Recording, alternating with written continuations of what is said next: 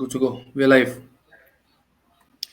Hello, everybody. A very good morning and a warm welcome to the session where we are discussing a theme that has become truly dear to our heart. And it was a fantastic start backstage with Sunita's breathing practice that she engaged us with. So, thank you, Sunita, for that. So, mental wellness, how we institutionalize in our organizations. My name is Mercy. I work with Odessa as an HR business partner, and I will be your host for this session. We also have Anuj with us as our co host. At a time when we bring so much of ourselves to work, mental health is still something we don't like talking about at the office. An article from Harvard Business Review stated that nearly 200 million workdays are lost due to mental health conditions each year, affecting productivity. And yet, almost 60% of employees have never spoken to anyone at work about their mental health. This session will explore driving the mental health agenda is important for augmenting employee experience, reducing absenteeism, and increasing productivity, and how we can institutionalize mental health conversations in our organizations. To lead this insightful conversation, we are joined by a renowned panel of speakers, and it is my greatest pleasure to introduce them to you. First up, we have Sunita Wazir. Sunita is a Mumbai based human resources and leadership development professional with 26 years of industry experience. She is currently living her purpose of helping people become the best version of themselves through her role as Senior Global Wellbeing Manager with Unilever and is committed to spending any free time in the evenings with her family and loved ones. Her purpose is enabling joy to help others achieve their finish line. Second up on the panel, we have Shalini Nataraj. Shalini, with over 19 plus years of HR and leadership experience across various industries, is currently the global head HR of GSC, Fleet and Strategic Brand at Maersk. Shalini has vast experience in building strong teams, influencing business strategies, and shaping the culture of organizations with special focus on coaching and diversity. Her talent philosophy is you don't build a business, you build people and teams, and then they build the business.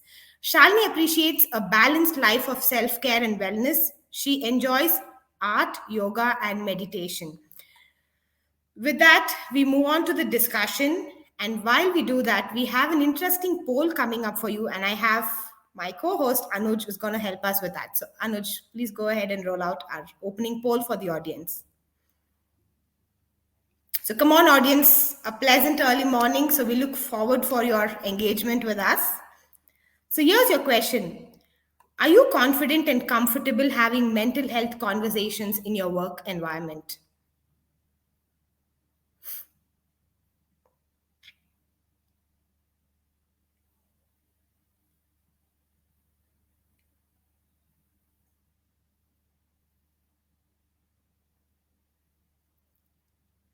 Okay.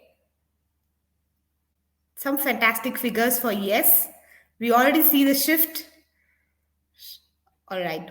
So 74% for yes and 25% for no and still coming. So with that at the backdrop, let's move into the panel discussion. Research shows that feeling authentic and open at work leads to better performance, engagement, employee retention, and overall well being. Yet, most employees do not talk about their mental health at work. What could be the reasons why employees do not feel comfortable having mental health conversations at work? So, let's start with you, Sunita. What are your thoughts on it?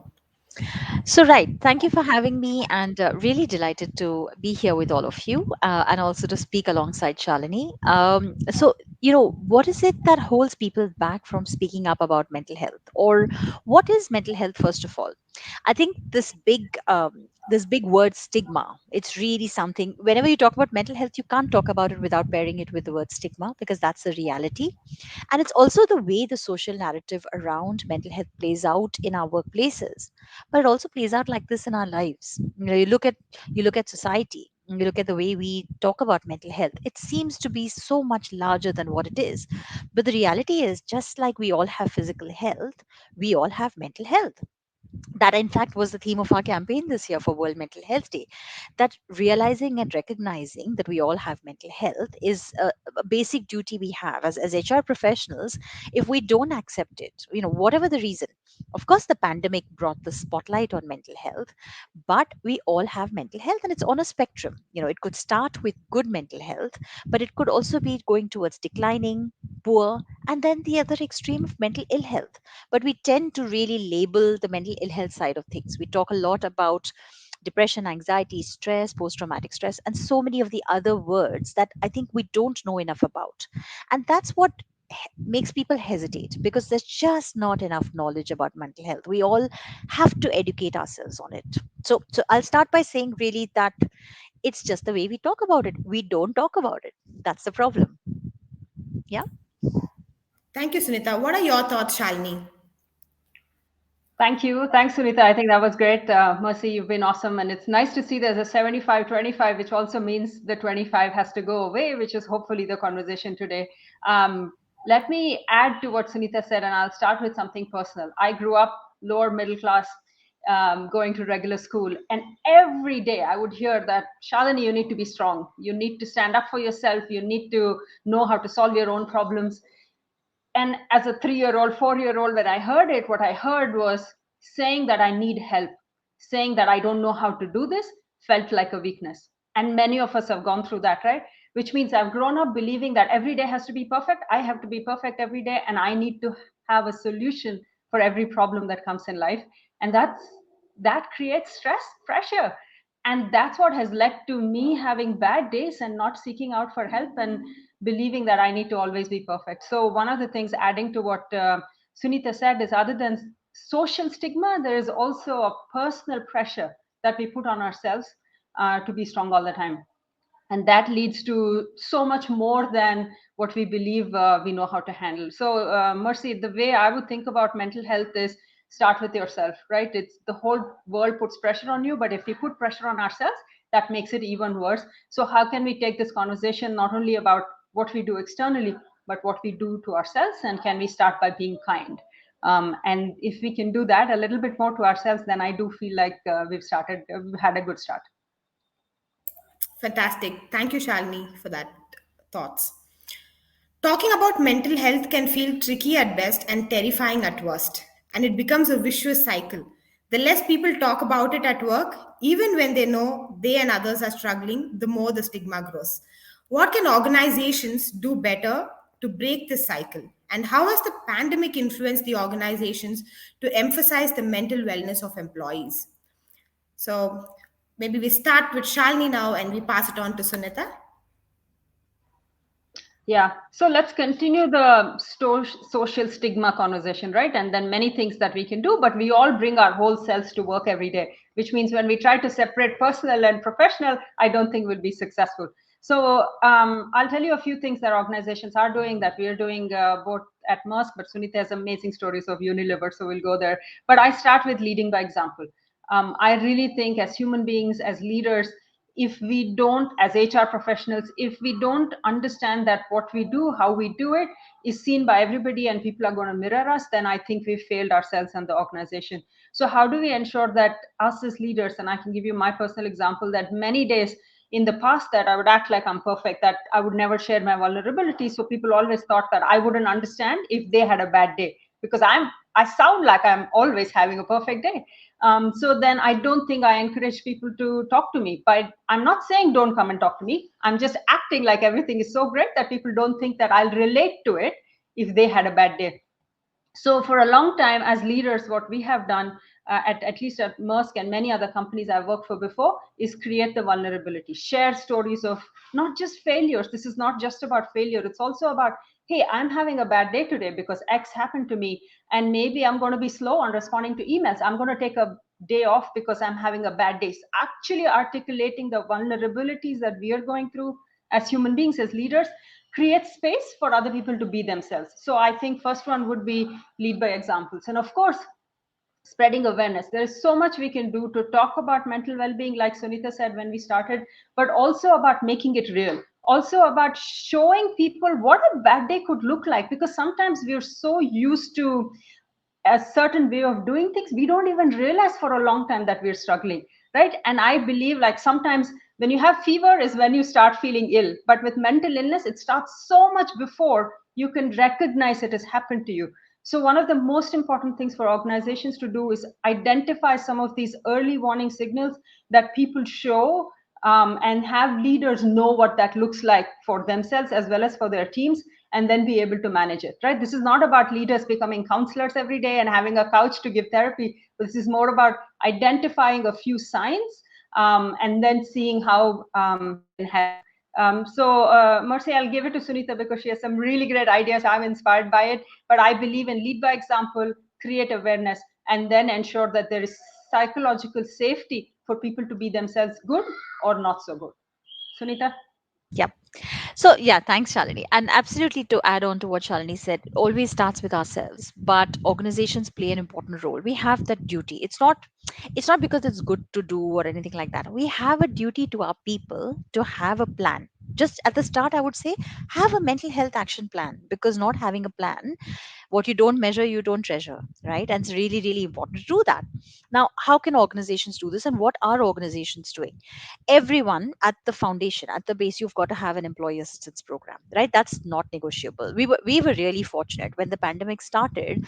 We had already in 2018 ensured that every country everywhere had employees had access to employee assistance program. But that's not enough. It's not like you switch on an employee assistance program and people will start calling. It's also about the conversations. How do conversations happen about mental health, right? So the fact is that when I started working on health and well-being about 6 years ago, 6.5 years ago, the way people felt uncomfortable about sharing their vulnerability, exactly like Shalini said, it was just not something that people felt okay, because poor mental health is always seen as a sign of weakness. Now, what is good mental health? I saw someone asking, give us a definition of mental health. Good mental health is being able to work productively, enjoy your social life, and have a balance and engage with your community. But for all of us, the pandemic changed that. With the pandemic, work life became one and the boundaries went away. So, what did we need to do? Organizations needed to enable people to also set their boundaries, to have these conversations with their leaders. See, a lot of people talk about the larger, senior leadership role models. Yes, we need senior leaders and we need them to be role models. But it's also about the line manager relationship. How do you have a conversation with the person you're delivering work with on a daily basis? Do you feel enabled in those conversations? Do you feel the psychological safety? So what is psychological safety? Where there is no fear of being shot down, where you can bring out your creativity, you can be honest. But then again, honestly, unless you're able to sort of talk about the days you're not feeling so good, unless your leader talks about the days they're not feeling so good, you're not going to take the step and come forward, right? So we have to enable that environment, enable those conversations.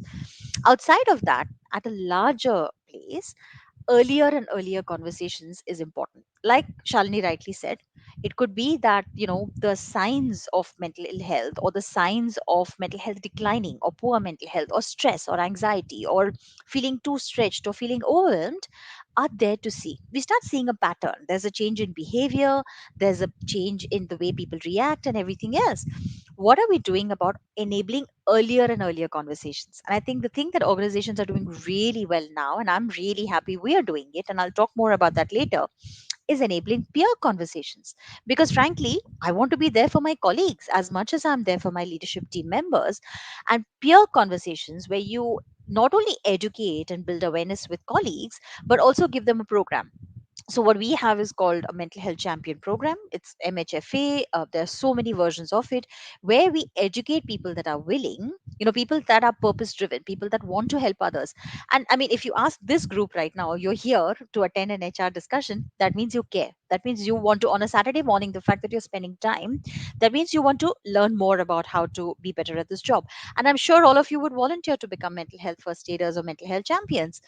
That's the kind of programs we need to have. We need to have the right conversations for people, so earlier and earlier conversations are happening. So I may not want to talk to my line manager necessarily, because there's a performance review coming up, there's a promotion coming up, or something like that.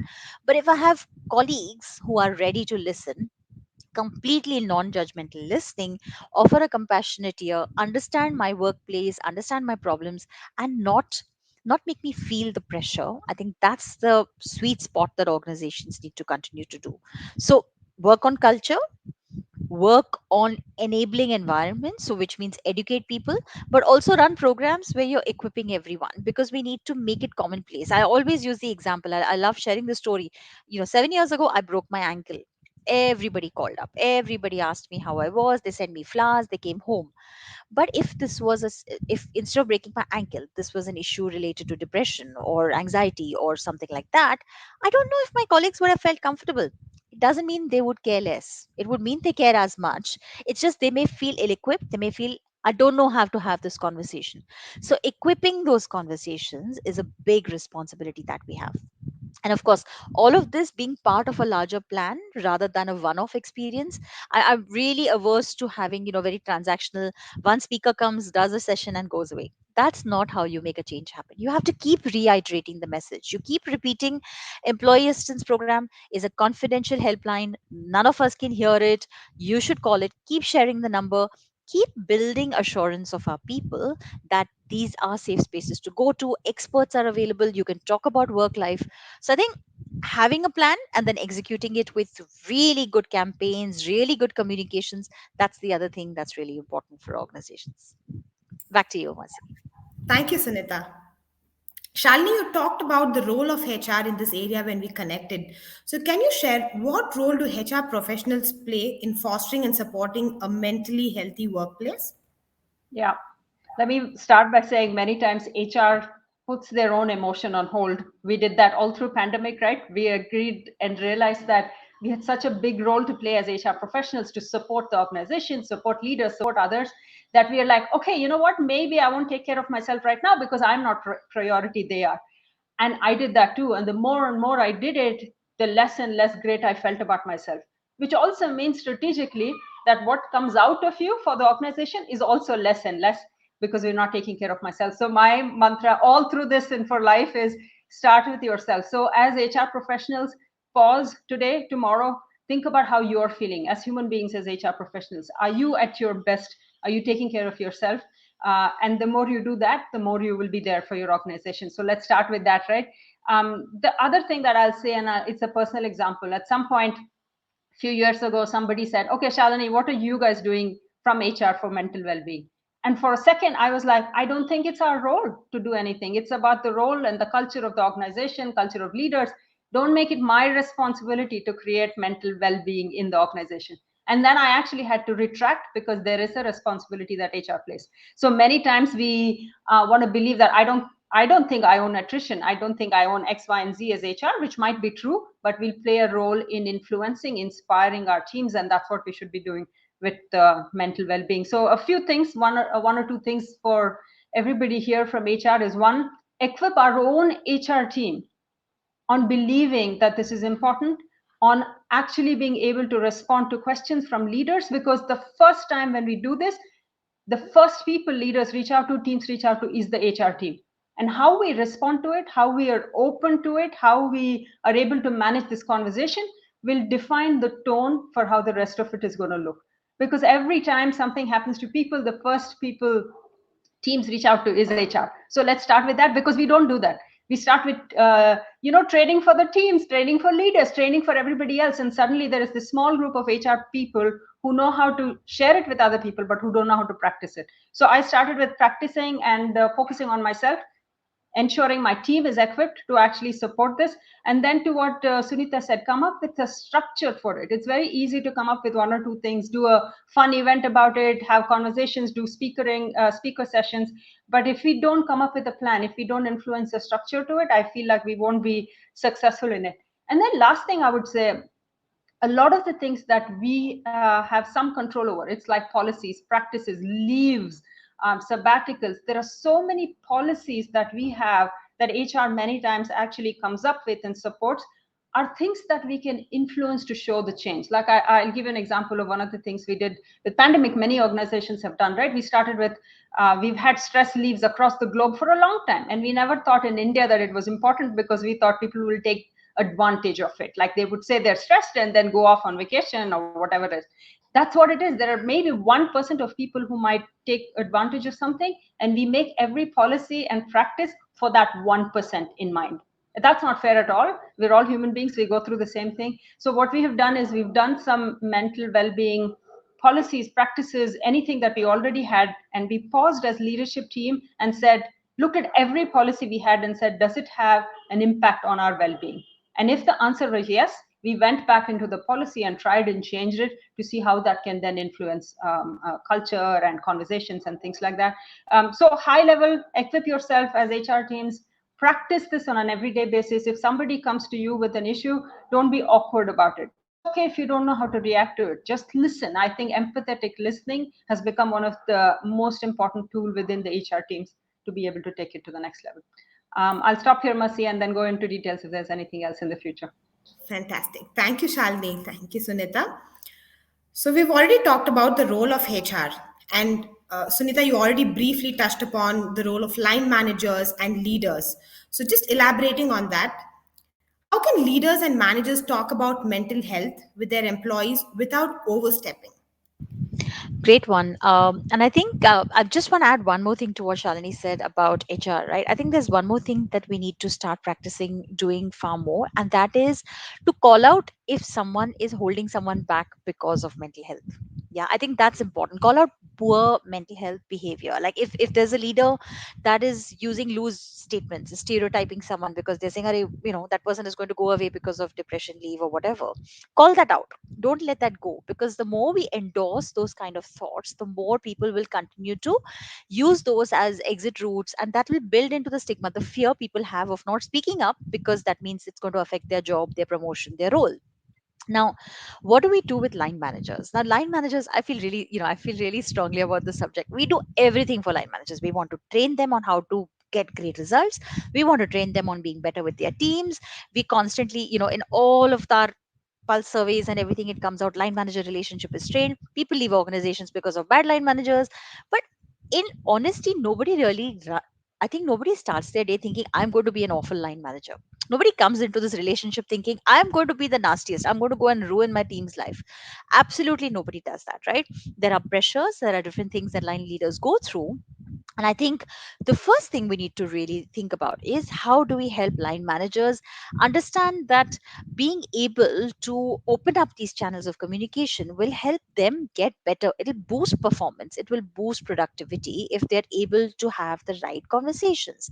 Now, another thing that's really important is post pandemic, going back to work, returning to the workplace, right? There's an inordinate amount of pressure on line managers to enable the right sort of situation for people, and people really have started speaking up. They're talking about the boundaries they need, they're talking about the space that they need. How we can equip line managers is, first of all, to give them really good training. And we do that really, really, very, very very well, I think, and very often. And I'm usually try to be very humble about this, but when I say very well, we offer different kinds of support to line managers. First of all, we've trained them on this whole concept of inner game.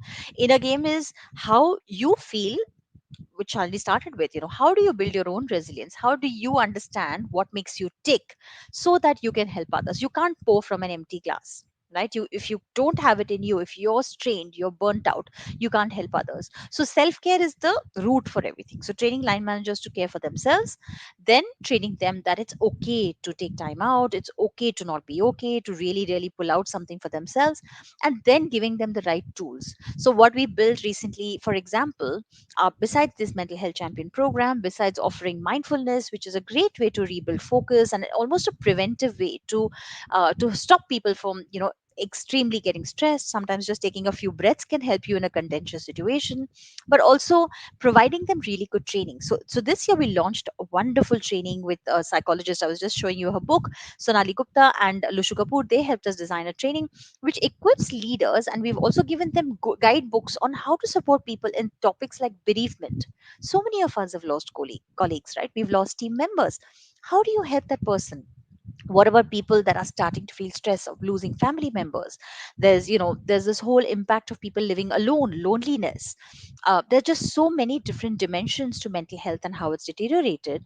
And we've designed this training, which is a simple e-learning, 60-minute e-learning, and it's got guidebooks for everyone to help them to have the right conversations. But even so, it's not a magical wand, right? You don't go through a training and then suddenly know how to have a conversation. So really giving them constant reminders, giving them a lot of support. The other side of it is, if every conversation you have with your team member is going to be about, are you okay, are you coping, how are you feeling, the employee is also going to feel overwhelmed, right? If they've just come away from bereavement leave and they don't want to keep talking about it. So really understanding that you have to set the pace, not keep persistently going into it, don't get too personal. We keep teaching them that, we keep training them on that, that you can't probe. Like Shalini said, our sometimes our Indian mindset is a little bit of lower trust, and we tend to think that if someone's taking leave, they're probably, if they're saying stress leave or trauma or anything like that, chronic fatigue, we don't find those words familiar because they're not part of our lexicon, they're not part of our workplace. Just not probing too deep, not being too intrusive. I think that's another thing, and we have to learn that to work with millennials. Inevitably, as a parent of two teenagers, I know you can't go beyond a certain point, right? So the younger population don't want to talk about what's going on with them personally. So really giving people private space, giving them the opportunity to sort of just express themselves, to take that break when they need to. That's really really important. So what we're doing with line managers is building their emotional quotient and understanding, showing them what the signs are, training them on the signs, and then also having great signposting. So the other side of it is to have fabulous support and prevention, have some really really great psychologists on hand, have great training, have that helpline, have in-house counselors, because you can't diagnose a problem and then leave it to fester. You've got to also take it through to the solution. And I think equipping line managers to help employees to be signposted to those solutions is one of the most important things we can do. Yeah, back to you. Absolutely. Thank you, Sunita. That was a very nice point you covered about line managers and equipping them and so on and so forth. So, to continue with that, Sunita, I'm sure you have a lot to talk about the initiatives you run at Unilever, and especially you work in this area, a lot. And then recently about even the World Mental Health Week initiative that you had conducted and run it at Unilever, right? So we want to hear a lot about those practices that you implemented at Unilever that have worked, and what are the common pitfalls that organizations have to be aware of? Yeah, I think it's really important to know that there are pitfalls. This is not easy work. I mean, if anyone told us in HR that this is going to be the easiest thing you do, it's not. Enabling mental well-being, enabling mental health is not easy. It isn't for physical health either. It's not for change. It's not for anything. But it is particularly, something you need to go to with a plan. So let me very quickly tell you about our framework. Yeah, our framework has basically four pillars, right? The first one is culture. So what's culture? Culture is just getting the right conversations right, addressing stigma, placing mental health at an important point, and making sure that it is on par with physical health, right? And how do we do that? We have one really big campaign in the year, so we don't keep doing campaigns all the time. What we do is we focus all our energy on World Mental Health Day, and I'll tell you a little bit more about that. But also having ongoing communication, having podcasts, having things people can go back to, making mental health also a part of our return to workplace program. We wanted to make sure that as people are coming back, they have anxiety, they are worried about it. So culture, that's where we've got sort of lots of things going on. Leadership, you can't underplay this, right? We've got senior leaders that are totally committed, right from our CEO, global CEO, CHRO, they are absolutely on board. And it's very interesting when we run programs, I make sure me and my team undergo all the programs. So mindfulness, I went through the program and I'm now a mindfulness practitioner. Mental health champion, I'm a mental health champion. I talk to anyone that needs a listening ear, and any of you here that need a listening ear, please feel free to reach out because I've been trained in that. But equally, having senior leaders that are willing and able to role model mentally healthy habits, I think that's really where, not sort of demonstrating pressure when it is really high, having the right habits, stepping away when they need to, building leadership capability, that's really been important for us. The third pillar is prevention. So while you've got culture and leadership that are really important, prevention, I think, is the only way we can go forward. So we can't wait. We can't wait for the tsunami to come and then react. Because what happens is when you're caught unawares by a storm, we're all in the same storm, but we're all in very different boats. Some boats might drown, right? And so it's really, really important to have a very, very clear idea about what you're going to do. And that's where in prevention, we have all of these various measures. So mental health champions program, mindfulness. This year we launched a energy assessment, because energy is really really flagging, as we're coming to the end of this year, 42 days left in this year, and it feels like there's just so much energy drainage that has happened. And I think that's really the important thing to know, that to manage energy better, we need to have better conversations, to do ruthless prioritization. So prevention is one of the other things we work on. We do a lot of programs on employee mental health training, we offer it to everyone. And of course, we do a lot of work on resilience and psychological safety. That's another big one, building psychologically safe workplaces. You can't just tell a leader, become psychologically safer, you have to give them the tools. You have to explain to them how they build that non-judgmental listening environment. And I think the most important pillar, which is the fourth one, which is support, and I cannot talk enough about that. I mean, that is something we just need to invest in. Now everyone questions us, what about metrics, what are the outcomes, what is the usage, what is the usage per person, and usage per country, dollars received, and all of that. To me, there's one answer: one person saved, one life improved, one person who does not, there are the number of the suicide statistics across the world which are driven from mental health are unbelievable.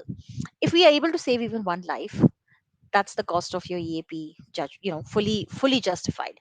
And that's been a principle we've always followed. Life saved is just, it's invaluable, and I think there's no way we can ever question that.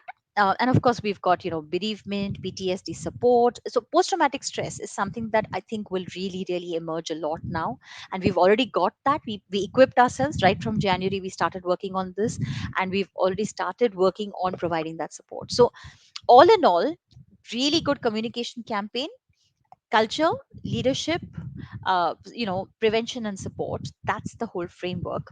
And what we did in World Mental Health Day is we realized that talking about psychological safety is really critical to get our leaders to go on that journey. And so we brought Professor Amy Edmondson from Harvard, and she talked to all of us about psychological safety. We had Indra Nui come and talk to Lena Nair, our CHRO, all about how we can make workplaces work for ourselves, how we can be far more open, and how we can how speaking out is the only way we can make our work lives better. I can go on and on, but the fact is, I don't think we've learned everything. We also have, very quickly, one external initiative we do, and I would love to share that with all of you. Actually, we've signed a pledge. We've actually started as founding partners. We've come up with an initiative called the Global Business Collaboration, where companies across the world are able to come forward and sign a pledge. CEOs come forward and commit to a mental health action plan. And I'm happy to share that link so that everyone here can sign up to that pledge, and we can all work together to make the world a better place for mental health. But it's not easy, but we can do it together. Back to you, Shalini. Yes, Shali, what have you done differently at Maersk? And if you can also throw some light on the mental wellness that, across geographies, like how have Yeah. we embraced that across geographies, Shalini? Yeah. And maybe I might have to repeat a lot of what Sunita said, so I won't do that. Let me start with, or some maybe. I'll start with a little bit about Maersk's construct. We are in 130 countries, but we're also as many captains and seafarers and warehouse workers and port workers as we have offices. Actually, we have more people who don't come into office every day. And for a long time, when we looked at many of these, we would look at great things that we can do for offices and very little we did everywhere else, because we thought they were different from us. We thought we didn't understand enough, or they didn't have the same issues as coming to office, right? And that was a horrible strategy. I'll start by saying that I do believe that it's not that same size fits all, but it's about looking at people the way they are. How do they work? What does their workspace look like? What does their life look like? And how can we look at mental well-being or whatever is important to us as company for each of these people who do different kinds of work? So let me start by talking about people, Mercy, who don't come into office like many of us. And then what did mental well-being look like for them? I support 15,000 seafarers. These are people who are on 6 week to 6 month voyages at a time. These are people who are not going home every evening like you and me. These are people who don't see their family for weeks together, months together. And then pandemic happened, and we've had one vessel stuck in the ocean for 8 months, and they just stayed there. They couldn't even go home. And then what does mental well-being look like for them?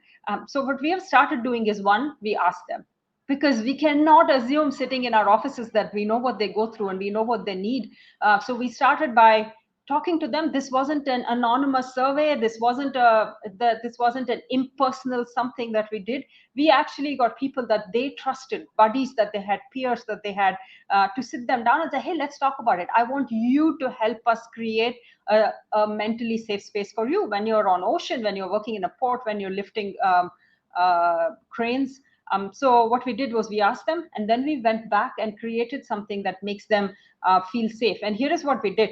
we actually had a huge program for physical safety because, we go through a lot of fatalities because of physical safety. We added an equally big element for psychological safety in that, for mental safety in that. And what we did with that was paused and asked them. We then went back and told them, this is what we're thinking. Do you think this is going to help them? And we not only did it at their workplace, which was their big giant vessel that they were in, but also gave them a few things that they could take it back to their community, to their families, because they influenced a lot of how these people felt. So we decided that we'll go into their communities and support mental well-being even there. So lots of initiatives, not just like Sunita said with the teams, but also the community they come from. And the last thing I would say is sometimes we think that of course, every human being is the same, but every human being is influenced by the ecosystem environment they're in. So what I go through in India that influences my mental well-being might be very different from Denmark to Australia or to some village in South Africa that we support. So what we're doing a lot of is not doing one size fits all, but identifying a few big things and making it a part of everything that we do. So there is one mental well-being as a pillar, and then we take everything that we do with diversity, with leadership trainings, with everything else that's important, and introduce mental well-being in it. What that does is you're not hearing about it one time a year, you're hearing about it irrespective of what you're doing. So I'll stop here, Mercy, but what we are doing is not only looking at office, but also looking at every human being who works at Maersk, and then not only influencing the workplace, but also everything else that influences them as human beings. Fantastic. Thank you, Shalini. So, to give it a personal touch to this conversation, I have this question for both of you. What is the one thing you have done in the last 18 months to take care of your mental health? And along with that, if you can club and leave one thought with the audience. I'm happy to go. So I think the thing I do all the time, and I use this analogy even in my purpose statement, for example, is I run.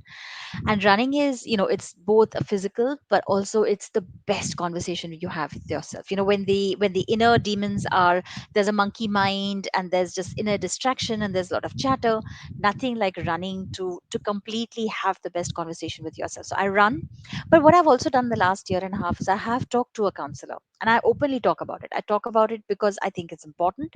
I'm a mental health champion, I'm a parent, and I want to make sure that, I'm a wife, I'm a daughter-in-law, and there's so many other roles I play. But being open about talking to an expert, I think, is the best thing we can do for someone else. So that's what I do. And the thought I want to leave you all with, that's really, really important, is that change is not up to someone else. It's not up to the leader of that organization. It's not up to some CEO or CHRO. It's not up to anyone else. Change is up to us. So question your own, your self beliefs. I always think back when I was younger, I laughed at jokes where people were making jokes on mental illness, when in the movies when they show that child in the village that's running around in tattered clothes. I went with that. But today I question it. Today I question any incorrect usage, whether it is non inclusive, whether it is labeling or stereotyping. Change starts with us. Yeah. If it's not me, who will it be? Yeah. So start with yourself. Respect your own mental health. Self compassion is really low. We need to really, really bring self compassion. So putting your own oxygen mask first is the most important thing. You can't pour from an empty cup. So care for yourself, but also bring that compassion to others. That's it from me. I'll hand over to Shalini. Thanks. Great advice, Sunita. One of the things that I was always known for is somebody who could, and Sunita, you and I chatted about it, who could multitask. I always had goals, I had timelines, and my age connected to these goals, the things I needed to do before X and all of that stuff. I don't want to tell my age right now. And then life happened, and none of these plans actually work out as well as you think. So the word that comes to my mind as I was hustle. I go from one to another all the time. There's always running behind something, every time behind an external trigger. So something would happen and I would say I need to react to it. And one of the biggest changes, Mercy, to your question, that I've done more so during pandemic was to slow down. And I hated that word. I hated anybody who said, Shalini, you need to slow down, because I thought slowing down meant losing. Slowing down meant falling behind other people I was competing with. And now I will assure you I am more happy, more successful because I slowed down. I've been traveling for a long time. I landed this morning at 4:30. If this was the old me, I would have I would have had a great social calendar on Saturday, on Sunday, all the, I've missed out on so much that I need to make up for it. The only thing that I'm doing the weekend is meditating, because I feel like that takes me inwards and I've not had time to do that. So, and then I'm journaling. Sunita, I don't know if that's helped you. Writing has been so powerful for me. And it's about, sometimes you don't have anybody to talk to. You don't have the courage to talk to anybody, but bringing it out is important. So I've been journaling, and I have really pretty diaries and millions of those sitting around in my house, and I've done that. So those are the two things that's helped me a lot. I'll maybe end this, Mercy, with the thought that what is that one thing that you need to focus on? Like Sunita said, self. Start with the self. I've always started with the self. The other thing that I think you should all think about is also, I became a coach. I started getting trained, and then I'm a certified coach now. And the most important thing I've learned is empathetic listening. So irrespective of what we're doing in our leadership trainings and things like that, if we can introduce a care and empathetic listening, and then being able to ask questions to create insights, which is what leads to many, many things. You need to ensure that you're not forcing people to do anything or forcing people to talk or seek help. I saw some questions about how do you make people seek help, but it's more about creating insight in them by asking insightful questions, not in a probing kind of way, but in a supportive kind of way, which leads to then insights, then leads to seeking help. Mercy, back to you. Fantastic. Thank you, Shalini. Thank you, Sunita. So we're under time pressure now. We're at 10:57. So I'm going to jump right into Q&A. So we see a lot of engagement on the chat and on the Q&A. So I'm going to pick one question, like real quick. And if we can finish that in a, it's very hard for me to say in a few seconds, but if we can wrap it up quickly. So the first question is about, while EAPs have been around for some time now in the hybrid workplace that seems like the future, do you see technology playing a more pivotal role in facilitating a culture that fosters a positive environment with respect to mental wellness? This is from Anup. So Shalini or Sunita, please take it up, and Sunita, you've done this one. Yeah, so inevitably technology is the only way we can connect to people right now, right? So it has become important. It is playing an important role. The only thing I take offense to is when someone expects us to take the human out of it. I mean, I can't imagine talking to a app and saying today I feel this way and today I feel that way. It's okay. I know journaling is a great way and I love that. I love writing things down. But to tell an app something and then have the app tell you back what's going on, that doesn't play well with me. But of course, technology is an amazing enabler to reach anyone, anywhere in the world. I mean, a family member from the Unilever family can call anyone anywhere in the world. So I was in Dubai, but if I needed to call anybody there, I could call a helpline there.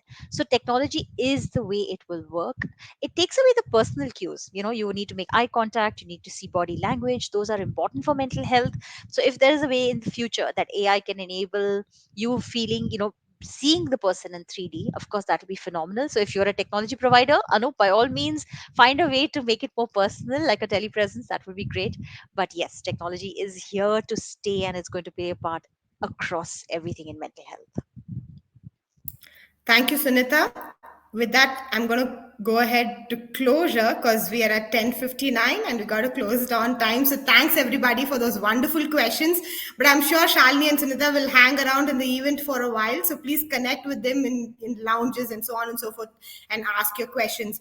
So thank you once again, Sunita and Shalini, for that wonderful session. It was so nice to listen to you all. We saw participants coming in and the number increasing constantly. And I think those were brilliant insight. And I will always remember that framework and how Shalini you covered about the role of HR and the geographies and so on and so forth. I'm pretty sure the audience have a wonderful takeaways as well. So thank you, audience, for being, engaging and participating. And we have the next session coming up. Let me quickly share my screen and let you all know about it.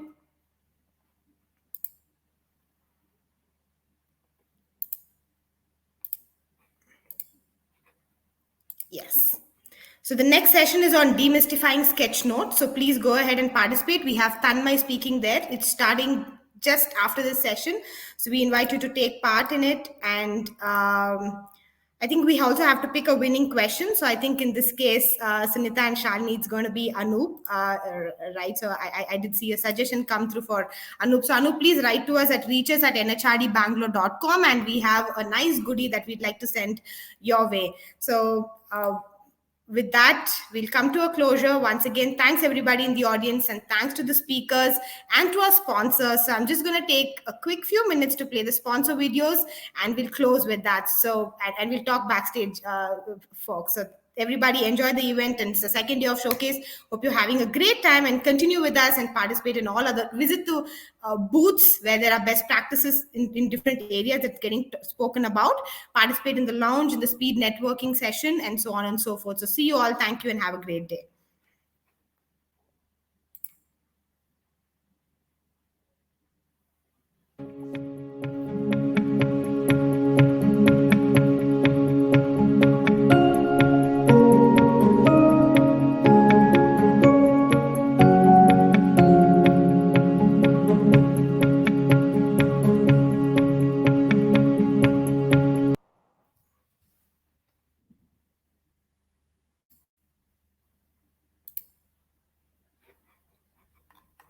Focus on what truly matters.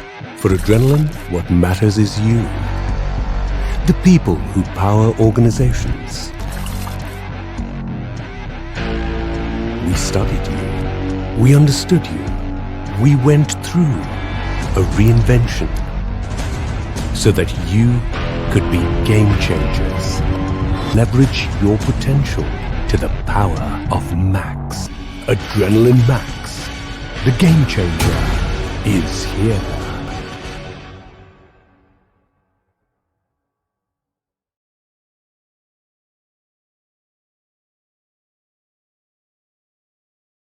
ISBR is not just a business school. It is a friendly yet immaculately professional institution which lays the blueprint for a remarkable career ahead. What I love most about ISBR is that the faculties and staffs exceed expectations when it comes to shaping my career. For instance, there are pre-masters programs and mentorship programs to prepare us for the journey that awaits. The institution takes a wonderful initiative with orientation programs to bridge the gap between students from different educational backgrounds. The campus boasts a state-of-the-art infrastructure which is also pivotal in building the career we dream of. ISBR definitely lives by its motto, real world, real learning.